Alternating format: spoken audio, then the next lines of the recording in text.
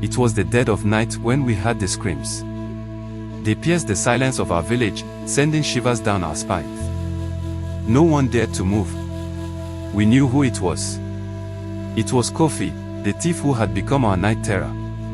Kofi was once just another boy in our village. He was not rich, but he was not poor either.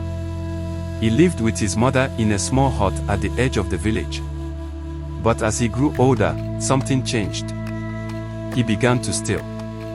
At first, it was just small things, a piece of fruit from the market, a chicken from a neighbor's yard. But soon, his thefts became bolder. One night, he stole from old Mama Tenny. Mama Tenny was a widow who lived alone. Her husband had passed away many years ago, and she had no children. Her only joy was her small garden, where she grew vegetables to sell in the market. Kofi crept into her garden and stole all her ripe tomatoes and yams. When Mama Tenny woke up and saw her empty garden, she cried. Her wails echoed through the village, breaking our hearts. Mama Tenny was not the only victim. Kofi stole from everyone. He took goats, clothes, money, and anything he could get his hands on. We tried to catch him, but he was always one step ahead.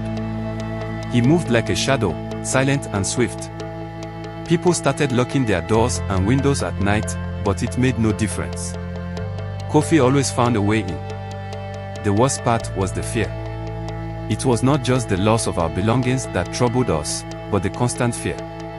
Every night, we lay in our beds, wondering if Kofi would strike again. Parents held their children close, whispering prayers for protection. But the terror continued. One night, he went too far. He broke into the home of Kwame and Abina. They had a young daughter, Oma, who was just 5 years old. Kofi took their savings, which they had been keeping to pay for Oma's school fees. When Abina discovered the theft, she collapsed in tears. Oma stood by, confused and scared, not understanding why her mother was crying. The sight of Abina on her knees, weeping and holding Oma, broke something inside us all.